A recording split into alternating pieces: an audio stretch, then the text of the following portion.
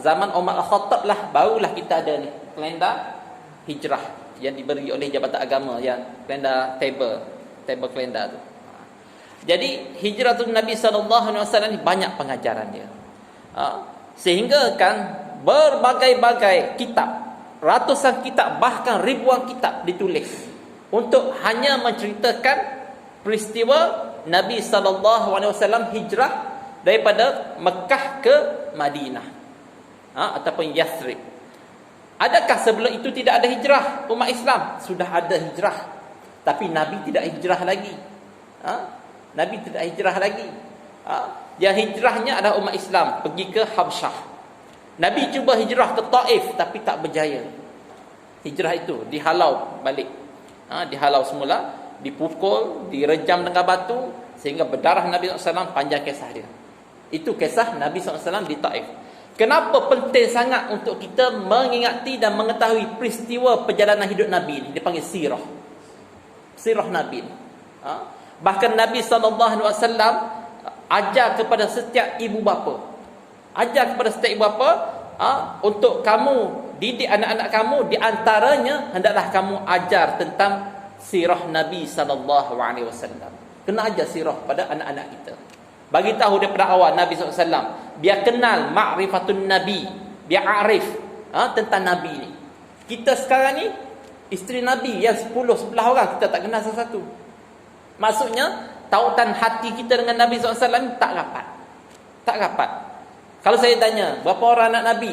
Oh, ada 7 orang ustaz. Okey, sebut 5 sahaja anak Nabi. Ingat tak? Tak ingat lah. Maksudnya banyak benda kita tak tahu tentang Nabi. Sedangkan Nabi SAW siang malam keluar air mata untuk umat dia. Siapa umat dia? Kita. Tiap-tiap malam waktu tahajud minta doa pada umat, Allah mahdi qaumi, Allah mahdi qaumi, Allah mahdi ummati.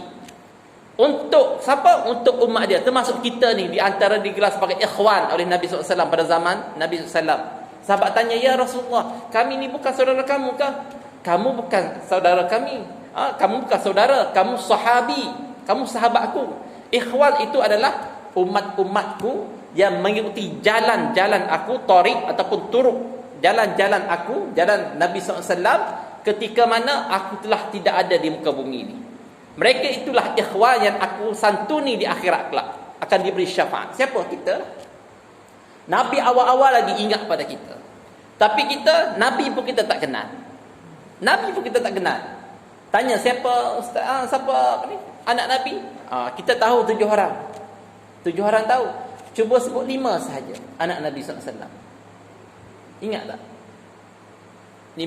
Anak kita kalau 9 orang pun kita tak ingat nama penuh. Anak yang ke-8 siapa? Tak ingat. Apatah lagi anak Nabi SAW. Jadi lepas ni, kalau boleh, belilah buku sirah Nabi. Tak payah yang tebal-tebal, yang nipis-nipis. Menceritakan tentang background biodata Nabi SAW. Biar kita kenal, rupa-rupanya Nabi ni ada anak 7 orang. Mana yang telah meninggal dunia, mana yang lelaki, mana yang perempuan, mana dengan Khadijah, dengan mana anak dia dengan isterinya yang lain. Sebenarnya itu penting. Apabila kita membaca sirah Nabi SAW, rasa hub, cinta kita pada Nabi makin meningkat.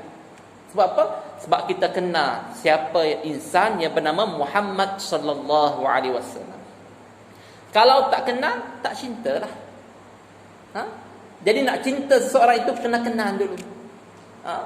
Kita cinta, sayang pada seorang perempuan, semua background dia kita tahu.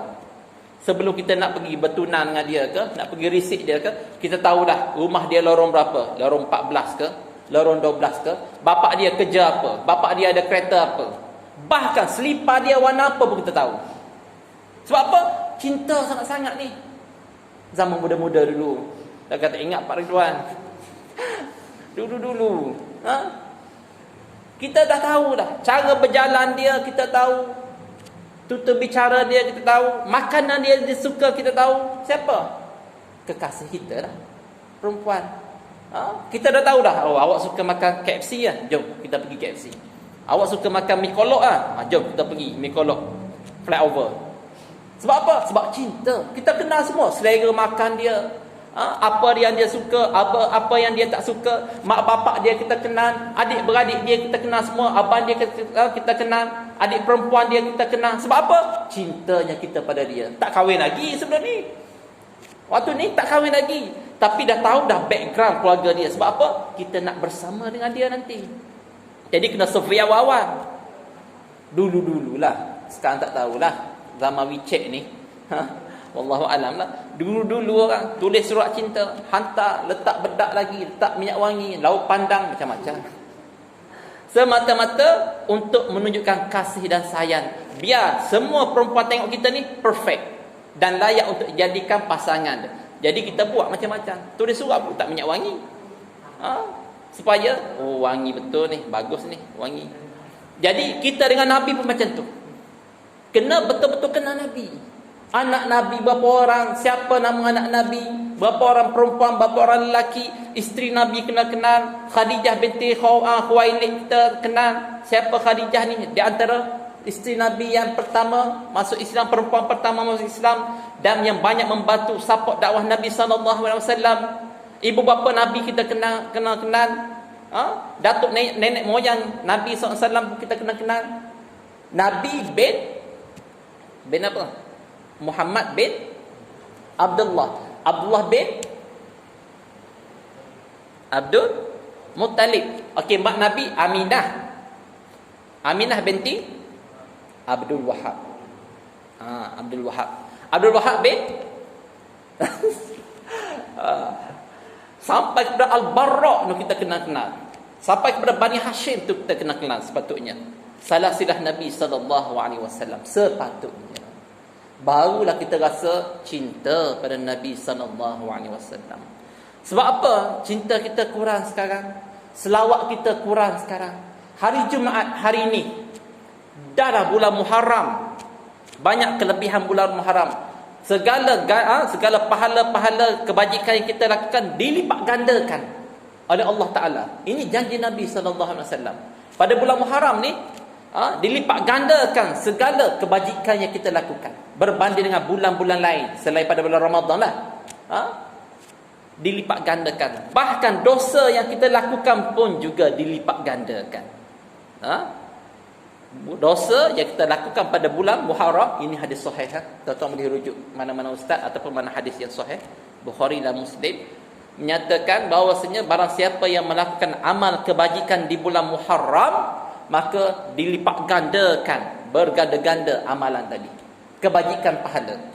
Tapi ingat, andai kata buat dosa pun juga dilipat gandakan. Kalau bulan lain dapat satu, bulan Muharram ni lebihlah sikit. Bukan sikit lah, banyak lah. Sebab dilipat gandakan. Jadi tahanlah dulu kena buat maksiat, supaya sebulan ni biar kita boleh tahan buat maksiat, dan akhirnya dapat tarbiyah diri kita tinggalkan maksiat. Bulan Ramadan tidak ada pun dinyatakan hadis Nabi SAW katakan siapa yang buat dosa pada bulan Ramadan berlipat ganda. Sedangkan amalan berlipat ganda amalan pada bulan Ramadan. Tetapi pada bulan Muharram ni, dosa yang kita buat, maksiat yang kita lakukan pun dilipat gandakan. Boleh rujuk nanti hadis. Search di internet banyak hadis tentang dilipat gandakan dosa pada bulan Muharram. Yang lengkapnya bulan haram, 4 bulan tu. Nabi SAW sebelum hijrah. Dan kenapa Nabi SAW hijrah? Pertama sekali disebabkan perintah Allah. Allah Ta'ala yang perintah Nabi supaya berhijrah ke Madinah ataupun Yathrib. Kenapa? Kerana banyak sangat penentangan yang dilakukan oleh kaum musyrikin Mekah ketika itu untuk menghalang dakwah Nabi SAW. Bermulanya lemahnya kekuatan dakwah Nabi selepas hilangnya berapa figure. Sebelum ni kaum musyrikin Mekah nak buat sesuatu pada Nabi, malu pada 2-3 orang figure ni, 2 orang figure. Tapi selepas meninggal saja 2 orang ni, maka kaum musyrikin Mekah sanggup lakukan apa saja kepada Nabi SAW. Siapa? Pertama, isteri Nabi Khadijah binti Khuwailid telah meninggal dunia. Dia ni tokoh ternama wanita di Mekah. Jadi orang nak buat apa-apa pada Nabi, fikir, tak boleh, dia tu suami Khadijah. Yang kedua, Abdul Talib. bapa saudara Nabi sallallahu alaihi wasallam. Juga orang yang berpengaruh di kota Mekah, sehingga kan Nabi ni orang nak buat sesuatu pada dia, kaum musyrikin Mekah termasuk Abu Jahal ke Abu Sufyan ke waktu tu tak mampu nak lakukan apa-apa sebab ingat kepada sahabat dia yang ternama ini bernama Abu Talib. Siapa? Bapa saudara Nabi sallallahu alaihi wasallam. Walaupun dia tidak Islam tetapi dia support dakwah Nabi sallallahu alaihi wasallam. Jadi kaum musyrikin Mekah malu. Mati saja dua ni, terus mereka bermesyuarat di satu tempat yang bernama Darun Nadwah. Kaum musyrikin Mekah selepas tersebarnya agama Islam di Mekah, mereka rasa tergugat. Kedudukan mereka tergugat, pengikut orang Islam pun makin ramai, pengikut Islam pun makin ramai. Mereka buat satu mesyuarat di dewan. Kalau kita parlimen lah, dewan rakyat, ataupun kalau peringkat kampung, dewan bala raya. Bala raya. Dinamakan tempat itu Darun Nadwah. Tempat pemimpin-pemimpin kaum musyrikin Mekah bermesyuarat. Dikumpul Abu Jahal di situ, Abu Lahab di situ, macam-macam abu. Kat situ. Untuk menghalang dakwah Nabi sallallahu alaihi wasallam. Lalu dipengusikan mesyuarat itu oleh Abu Jahal. Abu Jahal bagi tahu macam mana kita ni teruk dah ni, Muhammad ni makin ramai pengikut ni. Tergugat ni kedudukan kita nanti. Makin ramai undi kita ni ramai ni. PRU nanti kalah kita nanti. Sebab penyokong mereka makin ramai ni. Walaupun Muhammad ni tak betul, tapi ramai betul orang ikut ni. Yang pendatang pun daripada negeri lain pun datang buat haji pun ramai terpengaruh dengan Muhammad ni. Tak boleh, tak boleh jadi. Kita kena buat sesuatu pada Muhammad. Kena buat satu konspirasi untuk menghalang, menyekat politik yang dibawa oleh Muhammad bagi pandangan mereka. Sedangkan Nabi bawa agama. Tapi pandangan mereka, Muhammad ni bawa agama baru, politik baru, parti baru. Macam itulah nak mudah faham. Parti baru ni bahaya ni. Macam mana kita nak buat ni? Kena halang ni. Tergugat kedudukan kita ni. Lalu mesyuaratlah. Ada seorang bagi cadangan. Okey, bos, saya nak bagi satu cadangan. Cadangan pertama, kita halau dia pada bumi Mekah. Halau. Fikir. Good idea. Betul juga. Lalu seorang menyapu, kalau halau dia ni, dia bina kekuatan tempat yang kita halau dia ni, mana-mana tempat. Dan lepas saja dia kuat, dia datang serang kita balik, hancur kita. Jadi idea tadi reject. Lepas tu penjara. Macam mana kalau kita penjara dia? Kalau kita penjara dia pun tak selesai masalah juga ni Muhammad ni. Sebab semua orang terpengaruh. Banduan-banduan pun akan terpengaruh dengan dia. Dia, ucapan dia ni macam sihir. Boleh pukau orang. Itu Muhammad, tak boleh. Dan juga kaum kerabat dia akan usaha untuk keluarkan dia daripada penjara ni. Dia tu orang ternama, bukan orang biasa. Dia tu Bani Hashim. Bani Hashim. Orang ternama, ada nama di kota Mekah. Tak selesai. Last kali datang seorang tua, yang mana orang ini adalah iblis. Dinyatakan dari riwayat iblis yang menyamar menjadi seorang tua. Masuk tu, semua orang terkejut, tengok terus pergi dekat depan di meja mesyuarat. Siap ketuk meja lagi, bang. Apa hal kau orang ni tak cerdik sangat? Benda small matter, simple saja nak menghalang dakwah Muhammad ni. Apa hal kau kecoh-kecoh, yang tu, yang ni, macam-macam idea, semua tu mengarut idea. Aku nak bagi satu idea. Apa dia? Bunuh Muhammad. Selesai masalah. Lepas tu mereka paling kanan pada kiri sama-sama mereka, last sekali sebulak suara untuk bersetuju dengan pendapat orang tua, yang mana orang tua itu adalah iblis yang menyamar. Semua setuju, kita buat keputusan hari ini tidak ada cara lain untuk halang Muhammad, satu je, bunuh Muhammad. Lalu dikeluarkan di gazet warta tadi, RUU untuk bunuh Muhammad. Digazetkan RUU tadi, jadi undang-undang. Last sekali semua setuju, bukan total majoriti ni, 100% setuju dalam parlimen Darun Nadwah ni untuk bunuh Nabi SAW. Digazetkan, disiap bagi tawaran lagi. Barang siapa yang mampu untuk bunuh Muhammad, waktu ni kita akan hadiahkan dia 100 ekor unta. 100 ekor unta. selepas mereka pergi kumpul pemuda-pemuda sebelum hadiah 100 ekor unta tu, mereka mesyuarat macam mana kita nak bunuh Muhammad ni. Dia ni Bani Hashim, pasti kaum kerabat dia akan bela ke atas kematian dia. Kita nak buat macam mana? Macam ni, kita kumpul setiap pemuda-pemuda di kabilah, setiap kabilah ni seorang pemuda yang gagah perkasa, semua pergi serang Muhammad. Jadi kalaulah Bani Hashim nak lawan kita, tak mampu sebab kita ramai, bersepakat ni, bani-bani lain ni bersepakat tak mampu nak lawan. Lalu pergilah mereka. Mereka berkumpul untuk bunuh Nabi SAW. Ketika ini anak Abu Bakar As-Siddiq, Abdullah bin Abu Bakar, sebagai perisi SB, Special Brand, dia pergi merisik dengar khabar macam mana apa yang dilakukan kepada Nabi Muhammad SAW. Apabila keluar saja keputusan di Darun Nadwah, terus bergegas dia pergi beritahu pada Nabi SAW dan juga bapa dia Abu Bakar bahawasanya Nabi telah dibuat keputusan untuk dibunuh. Untuk selesaikan masalah Muhammad ni, tak ada cara lain, kena bunuh. Waktu itulah Nabi SAW bergegas pergi ke rumah Abu Bakar As-Siddiq pada siang hari yang begitu panas. Waktu ni orang tak keluar, waktu panas. Adat orang musyrikin, kalau waktu tengah hari panas tak keluar, tak akan keluar pergi mana-mana, dia akan stay kat rumah. Tapi Nabi waktu ni pergi ke rumah Abu Bakar As-Siddiq. Pergi untuk apa? Pergi ketuk pintu, bagi salam semua sekali. Abu Bakar As-Siddiq pun pelik. Sebab apa? Sebab waktu orang tak keluar rumah, Nabi jarang datang. Pada waktu ni Nabi datang, pasti ada benda yang very important, urgent, penting. Dibuka pintu, Nabi pun jelaskan bahawasanya kita kena hijrah. Dah dapat dah wahyu daripada Allah SWT untuk kita hijrah ke Mekah, ke Madinah ataupun Yasrib. Selepas saja dapat khabar macam ni, Abu Bakar As-Siddiq ketika ini dah ramai dah yang pergi hijrah. Sebelum Nabi hijrah, dah ramai dah sahabat-sahabat lain yang pergi hijrah. Dah banyak dah kafilah-kafilah Islam yang telah pergi hijrah. Hanya tinggal Nabi sahaja dan Abu Bakar As-Siddiq yang belum lagi hijrah. Sebab apa? Menunggu wahyu Allah Subhanahu Wa Taala.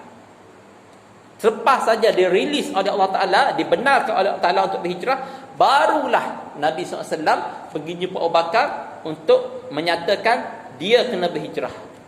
Dan waktu itulah Nabi SAW kata, "Su'bah ya Abu Bakrin, kamu kena bersama aku wahai Abu Bakar As-Siddiq untuk berhijrah."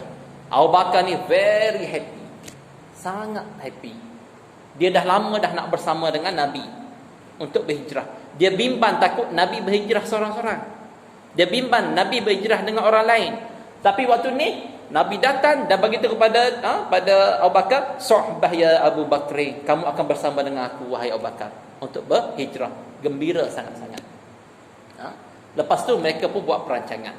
Seluruh ahli keluarga Abu Bakar As-Siddiq ni telah menjadi tali-tali pejuang Islam.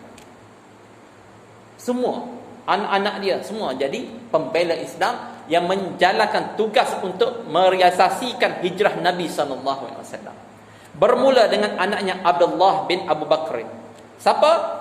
Sebagai apa? Sebagai perisik. Kemudian hamba dia Amir bin Furaihah, hamba Abu Bakar As-Siddiq, sebagai orang yang mengatur strategi untuk mengelirukan kaum musyrikin Mekah apabila nak mencari Nabi. Siapa lagi? Aisyah dan juga Asma pun sama. Asma dan Aisyah, Aisyah jaga di rumah, Asma lepas masak nasi pula. Dulu tidak ada nasi. Masak makanan, pergi hantar pada Nabi. Naik di puncak Gua Thawr. Semua tu dipanggil sebagai usrah haraki. Semua menggerakkan, satu keluarga menggerakkan untuk dakwah Nabi sallallahu alaihi wasallam, untuk merealisasikan hijrah Nabi sallallahu alaihi wasallam. Selepas saja dapat arahan dan Nabi sallallahu alaihi wasallam berhijrah. Sebelum berhijrah, Nabi wasiatkan ataupun 3 pesanan kepada sepupunya Ali bin Abi Talib. Budak lagi waktu tu. Dinyatakan dalam riwayat dalam sirah Ibn Hisham 10 tahun, 10 sanawat. 10 sanah. 10 tahun umur Ali bin Abi Talib, sepupu Nabi SAW, kanak-kanak pertama yang masuk Islam. Supaya apa? Supaya tidur di tempat aku. Kamu tidur di tempat aku. Tidur. Dan dia ni sekali-kali tidak membantah. Ya Rasulullah, kalau aku tidur nanti datang kaum musyrikin Mekah nanti terus tikam, aduh mati aku. Tidak pernah ada persoalan itu dalam benak fikiran dan tak pernah tanya pada Nabi SAW. Apabila dengar saja apa yang Nabi cakap, sami'na wa ata'na. Dengar terus taat. Tidak ada lagi nak argue something apa, tak ada. Itu sikap orang yang percaya dan yakin dengan kebenaran Nabi SAW. Sebab percaya pada Nabi ni salah satu daripada rukun iman. Percaya pada Rasul Nabi lah, rukun iman. Kalau tidak ada yang ni, tak sempurnalah Islam kita, tak sempurnalah iman kita. Jadi apabila sahaja Nabi SAW berhijrah, keluar pada rumah, waktu ni ramai di kalangan orang-orang muda yang bawa pedang yang terhunus bersedia untuk tikam Nabi SAW. Ada yang dah bersedia dengan tangga nak naik ke bumbung Nabi. Waktu ni Nabi SAW dengan mukjizat dia membaca surah Yasin. وَجَعَلْنَاهُمْ مِنْ بَيْنِ أَيْدِيهِمْ سَدًّا وَمِنْ خَلْفِهِمْ سَدًّا فَأَغْشَيْنَاهُمْ فَهُمْ لَا يُبْصِرُونَ وَجَعَلْنَا مِنْ بَيْنِ أَيْدِيهِمْ سَدًّا. Dan kami menjadikan di depan mereka saddan, satu tembok hijab. وَمِنْ خَلْفِهِمْ, dan di belakang mereka satu tembok hijab. Saddan fa'aghshaynahum fahum la yubsirun, dan kami tutup serapat-rapatnya penglihatan mereka sehingga mereka tak nampak Nabi SAW. Itu surah Yasin. Boleh guna untuk pagar rumah kita. Pagar rumah kita, kalau ada pencuri nak masuk tak dapat masuk. Dengan apa? Dengan nasrullah, dengan pertolongan Allah. Bukan sebab ayat tadi. Niat kerana Allah Ta'ala. Jadi apabila saja dibaca ayat itu, ditaburkan pasir di kepala kaum musyrikin Mekah yang sedang kepung rumah Nabi, semuanya tidur nyenyak. Tidur senyenyak-nyenyaknya. Sebahagian ulama sirah kata Nabi SAW berhijrah pada waktu siang hari. Kalau tengok dari sirah Ibn Hisham kata dia berhijrah pada malam hari. Tak apa, yang penting Nabi hijrah. Dan apabila ditaburkan sahaja pasir di atas kepala mereka, tidur semua. Cuba buat nanti. Anak-anak kita susah tidur, asyik isap rokok, main game, ambil pasir, pang. Mengamuk dia. Itu kelebihan Nabi SAW. Mukjizat Nabi. Baca surah Yasin ayat yang ke-10. Wa ja'alna min baini aydihim saddan wa min khalfihim saddan fa'aghshaynahum fahum la yubsirun. Baca ayat tu, selesai masalah. Pagar.